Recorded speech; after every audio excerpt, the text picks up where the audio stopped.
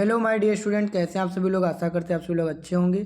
तो यह वीडियो छात्राओं के लिए खासकर है जो भी आज आज 21 तारीख को 21 फरवरी को जिसका पेपर होम साइंस का था, क्लास 10th की छात्राओं का, वो सभी अपना जो है आंसर की मिला लें, जिसका 823 GC जिनका कोड है। तो चलिए देर ना करते हुए सीधे स्टार्ट करते हैं। यहाँ पर पहला प्रश्न है, पारिवारिक बजट का मुख्य मदद है, यानी important items of family budget. तो इसका राइट आंसर होगा भोजन। क्या होगा? भोजन है। बजट का मुख्य मद है, मुख्य मद यहाँ पर क्या है? मेन आइटम भोजन है। अगला देखते हैं 7 लीटर दूध का मूल्य 420 रुपया है, तो 1 लीटर दूध का मूल्य क्या होगा? तो 7 लीटर का कितना है? 420। तो एक को के लिए भाग करेंगे 7×42, 60 रुपया यहाँ पर इसका राइट आंसर डी विकल्प आएगा। अगला देखते हैं, उपहार चेक की राशि होती है। उपहार चेक की राशि कितनी होती है? ये होती है 21 दे दो, चाहे 51 दो, चाहे 101 दो, उपरोक्त सभी, जो आपका मन हो उतना दे दीजिए। यातायात संकेतों में लाल बत्ती कहाँ होती है? तो लाल बत्ती कहाँ पर होती है? ये आपकी होती है सबसे ऊपर। लाल बत्ती कहाँ होती है? सबसे ऊपर होती है। अब अगला देखते हैं, क्वेश्चन नंबर 5, हेलमेट से सुरक्षा होती है। हेलमेट से सुरक्षा होती है सिर की, हमने पढ़ाया भी था, हेड। अगला देखते हैं, जल का रासायनिक सूत्र, ये भी पढ़ाया था, H2O होता है, H2O। अगला देखते हैं, यहाँ पर टाइफाइड रोग फैलता है, ये भी पढ़ाया था, टाइफाइड रोग साल्मोना टाइफी से फैलता है। डेंगू फैलता है, ये भी पढ़ाया था, डेंगू मच्छर से ही फैलता है और एडीज मच्छर से फैलता है। मलेरिया मादा एनीफिलीज से और डेंगू एडीज से। नील का प्रयोग किस वस्त्र के लिए करते हैं? तो ये सूती सफ़ेद वस्त्र के लिए, वाइट कॉटन क्लॉथ के लिए करते हैं।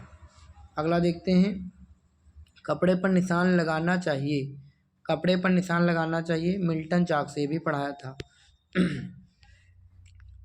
रसोई घर की सफाई करनी चाहिए, रसोई घर की सफाई प्रतिदिन डेली करनी चाहिए, एवरीडे। भोज्य पदार्थों, अगला देखेंगे, भोज्य पदार्थों की ऊर्जा को मापने की इकाई है। भोज्य पदार्थों को ऊर्जा मापने की इकाई है कैलोरी। कैलोरी में मापते हैं, जैसे कि आपका प्रोटीन हो गया, तो प्रोटीन होता है 4.2 ऊर्जा निकालता है, 4.2 किलो कैलोरी। और वहीं पर ग्लूकोज भी इतनी ही निकालता है। प्रोटीन और वसा, फैट जो है सबसे ज़्यादा 9 किलो कैलोरी निकालता है। रतौंधी रोग किसके कमी से होता है? विटामिन ये भी पढ़ाया था। विटामिन सी से स्कर्वी, विटामिन बी से बेरी, विटामिन डी से सूखा रोग रिकेटस। किस अंग में रक्त का शुद्धिकरण नहीं होता है? रक्त का शुद्धिकरण आपका हृदय में नहीं होता है, फेफड़ों में रक्त का शुद्धिकरण होता है। किडनी में भी रक्त को अलग और मूत्र को अलग किया जाता है। लीवर में भी हानिकारक पदार्थों को अलग किया जाता है ब्लड से। नाड़ी की गति प्रति मिनट कितनी होती है? नाड़ी की गति प्रति मिनट होती है 72 से 80। अस्थियों की टूट को हम लोग क्या कहते हैं? अस्थियाँ, हड्डी टूट जाती है तो उसको हम लोग कहते हैं अस्थि भंजन, ये भी पढ़ाया था, बोन फ्रैक्चर। बर्फ़ की टोपी का प्रयोग करते, ये भी पढ़ाया था, बर्फ़ की टोपी का ठंडी सेंक के लिए करते हैं। मनुष्य के शरीर में कितनी हड्डियां पाई जाती है? ये भी पढ़ा था, सबको मालूम, 206। अचल संधि कहाँ पाई जाती है? अचल संधि कहाँ पाई जाती है, मतलब अचल जॉइंट कहाँ पाया जाता है? तो स्कल माने खोपड़ी में। 20 क्वेश्चन, मोच की क्या पहचान है? जब मोच आ जाती है तो वहाँ पे होता है दर्द भी, मांसपेशी में खिंचाव भी, सूजन भी। ये हो गया। अब आ गया, घर की सफाई क्यों आवश्यक है? जल प्रदूषण के 4 कारण लिखिए, रोगी को देने वाले तरल आहारों के नाम लिखिए। चलिए 3 क्वेश्चनों के आंसर देख लेते हैं। तो घरों की सफाई क्यों आवश्यक है? घर की सफाई स्वच्छता बनाए रखने, कीटाणुओं और बीमारियों को दूर रखने और एक स्वस्थ और आरामदायक रहने का वातावरण प्रदान करने के लिए आवश्यक है।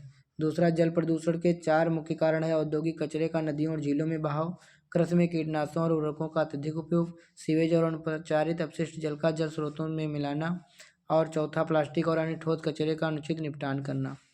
23, रोगी को देने वाले तरल आहारों के नाम लिखिए। रोगी को दिए जाने वाले कुछ तरल आहारों के नाम, फलों का रस, सब्जियों का सूप, दाल का पानी, दूध, छाछ और ग्लूकोज का पानी।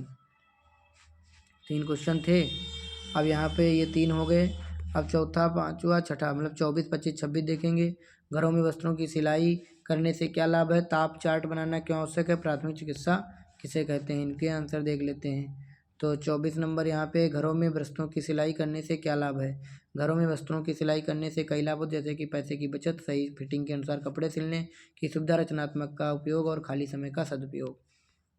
ताप चार्ट क्यों बनाना आवश्यक है? ताप चार्ट बनाना रोगी के शरीर के तापमान में होने वाले परिवर्तनों को नियमित रूप से ट्रैक और रिकॉर्ड करने के लिए आवश्यक है, जिससे बीमारी की प्रगति और उपचार के प्रभाव को बेहतर ढंग से समझा जा सके।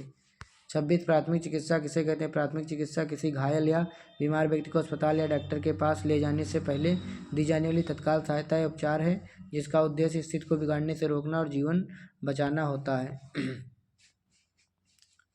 तो ये हो गए आपके 26 प्रश्न। इसके बाद में देखेंगे 27, 28, 29, 30, 31 4 प्रश्न देखेंगे।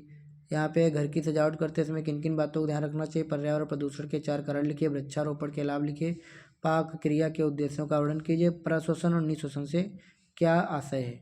4 नंबर के सभी प्रश्न हैं। तो यहाँ पर से देखेंगे घर की सजावट करते समय बातें ध्यान रखना चाहिए, जैसे कमरे का आकार, रंग, योजना, फर्नीचर की व्यवस्था और व्यक्तिगत पसंद। पर्यावरण प्रदूषण के 4 कारण लिखिए, पर्यावरण प्रदूषण के 4 कारण औद्योगिक अपशिष्ट, वाहनों का धुआं, कृषि रसायन और वनों की कटाई।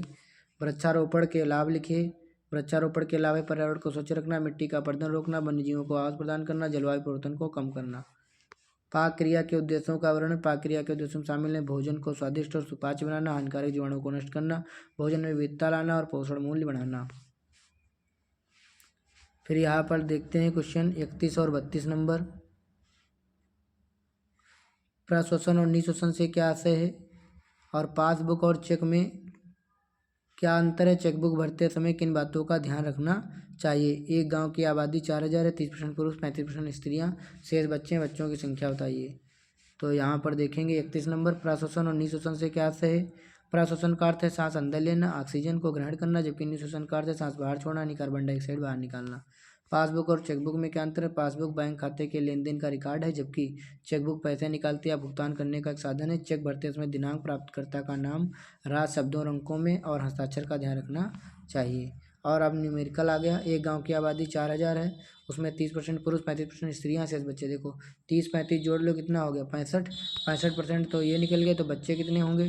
टोटल हर 100% होता है, 100% में से 65% निकल गए, 65 5 70 30 100, तो 35% बच्चे हैं। तो यहाँ पे 4000 का सीधे निकाल दीजिए 35%। 35% का मतलब बटे 100 होगा, 2 जीरो से 2 जीरो कट गए, तो ये कितना आ जाएगा? 4 पंचे 20 और 4 तियाँ 12, 2 14, 1400 आ जाएगा इसका राइट आंसर, 1400। ठीक, यही यहाँ पे बताया गया है। तो साथियों, मैंने यहाँ पर पूरा पेपर सॉल्व करा दिया है। छात्राओं, आप सभी लोगों का बहुत बहुत धन्यवाद। वीडियो देखिए, लाइक करिए। अगर आप ऐसे ही करके आए होंगे तो आपके नंबर 70 में, अगर सेम किया होगा तो 65 कहीं नहीं जाएंगे, 70 में 70 भी मिल सकते हैं। धन्यवाद।